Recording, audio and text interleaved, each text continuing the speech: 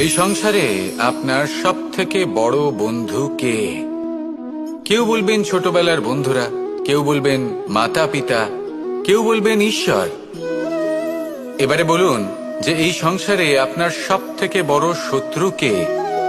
কেউ বলবে আপনার বিরোধী, সেই ব্যক্তি যে আপনাকে হিংসে করে, বা আপনার নিজের অহংকার, আপনার কুকর্ম।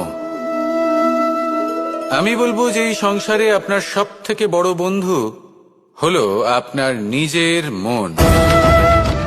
এই চঞ্চল মনকে যদি আপনি নিয়ন্ত্রণ করতে শিখতে পারেন, তাহলে এর থেকে বড় বন্ধু এই সংসারে আপনি কোথাও পাবেন না। সেখানেই যদি এই মন আপনাকে বশ করে ফেলে, তাহলে সংসারে এর থেকে বড় শত্রুও আপনি কোথাও পাবেন না।